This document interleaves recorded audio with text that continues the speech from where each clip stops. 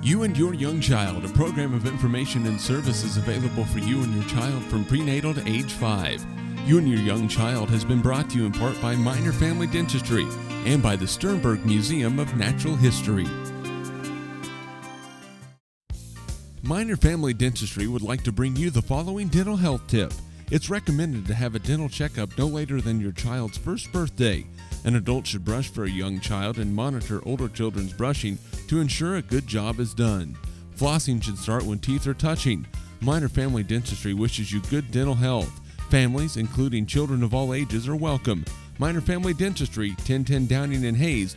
Find them in the Next Tech directory.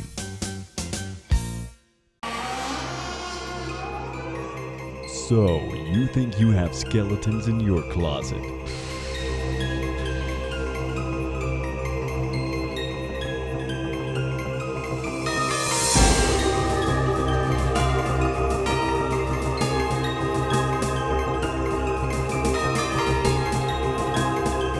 Come to Sternberg Museum, where we let our skeletons out of the closet.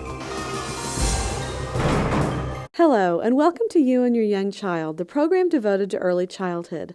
My name is Dana Stanton, and I'm the coordinator of early childhood grant programs for USD 489. And with me today is Jessica Seib. Thank you for being with us today, Jessica. Now tell us, what organization do you work with? I work for Hayes Med. I am the staff development coordinator of OB and PEDS there, and work with staff education for our nurses and patients. Now, Jessica, you're here to tell us about a new program that's going to be coming to Hayes Med that you got through a grant. So tell us a little bit about what's happening. Okay. The new program is called High Five for Mom and Baby. It involves an application process that our hospital has done, and we have begun the process already. It is funded by the United Health Ministry Fund, and we applied in November. In December, we began our program with a 2-hour education class for our staff, and now we're starting to implement the process into our patient care area. So some of our patients might see some changes or some be affected by some of these things. Okay. Now, what is the basic purpose? What is this? Promoting a certain subject, or what is the purpose of the grant? High Five for Mom and Baby focuses on implementing 5 of the 10 steps of the Baby Friendly Hospital Initiative to help promote the success of breastfeeding long term. Okay. The 5 steps are things that, if done at the beginning, make a big impact on breastfeeding and help patients to be successful longer. Okay, and we want that because we know about the benefits of mom breastfeeding babies. Correct. Yes. Now, you said there's 5 different things. Could you kind of tell us about those 5 things? Yes. We'll just start with number 1. Okay, all right. The first one is skin-to-skin contact at birth. If a baby can be placed skin-to-skin immediately with mom right after delivery, right up onto her chest, it begins that bonding process. And one of the really cool things, too, about skin-to-skin, that it can be done with bottle feeders and breastfeeders, just trying to get the bonding started. Yes, and start that out. Babies will place skin-to-skin, can be at mom's chest, time there for an hour, 2 hours, whatever it takes. We like them to be there until they have their first breastfeeding, just to kind of lock in all those bonds and the instincts for the baby there. Sometimes babies can't be put skin to skin just because of some complications or something at delivery time. And if that happens, we try to do our things that we need to and then implement that. If babies have to be taken to the NICU or have some of those things done, the process can still, the skin-to-skin can still happen the first time mom gets to go to the NICU to hold baby, and we can kind of recreate it, helping to set those bonds in stone there. One other thing I might mention, kind of going along with skin-to-skin, is something called the golden hour, and it's protecting that time, the first hour of life the baby has with their parents. Only having baby, mom and dad, or whoever the mother chooses with her. Not a troop of relatives. Right, and not so many interruptions, so that they can really have that precious time that they will never get back. And it's, a once in a lifetime event, having that baby then there with them that whole time. And then after that hour, bringing in family and friends to welcome the baby as well. Number 2. Number 2 is exclusive breast milk feeding.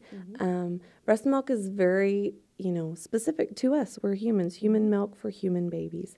And by having exclusive breast milk feeding, we keep the intestinal tract the way it needs to be to help with, growth and development. It supports the intestines so that, bowel movements and things start happening like they should, and we don't run into any risks for infections and diarrhea and some of that stuff. So it really helps to keep it exclusive if we can. Formula, whenever given to a baby, will change that intestinal tract, and so the absorption of things will be different after formula is brought into the baby. So we like to try to keep it exclusive breast milk when needed. If we have to have some formula for whatever reason, medically indicated, the doctors are saying the baby needs some supplements or something, that is okay. But we really, really focus on trying to have exclusive breast milk. Okay. Number 3. Number 3 is rooming in 24 hours a day. Some parents might find this kind of challenging, especially if they've had a long labor process and stuff, but it's found that babies and moms rest better when they're in the presence of one another. And so trying to keep the babies with their parents as much as we can. And if we need to take them out with circumcision, things like that, of course we will for procedures, but trying to keep them with their parents as much as we can. 4. No pacifiers until breastfeeding is established. If babies need to suck during the first 2 weeks of life, they probably need to be latching on and sucking on the breast just to help get that milk supply established. And so it's very important to try to hold off on introducing the pacifier to the baby as long as possible. Finally, number 5. Number 5 deals with community information and getting information out to the community and having processes in place for breastfeeding moms to find help once they go home. So we have our OB area is open 24/7, so people can call up there any time of day, 2 o'clock in the morning, 4 o'clock, whenever, to get help if they have questions, and we can try to point them in the right direction. The Leachy League of Kansas also has a contact, Monique, who has some breastfeeding support groups, that has meetings, and it's doing pretty good with those. And then there's also a doula in town, Avery, and she has a website, and we'll take calls or questions from people too. And we'll put those websites and numbers on the bottom of the screen. Okay, that'll be great. Now, if someone had questions for you or wanted to call the hospital with any question about OB or about breastfeeding, what's your telephone number there?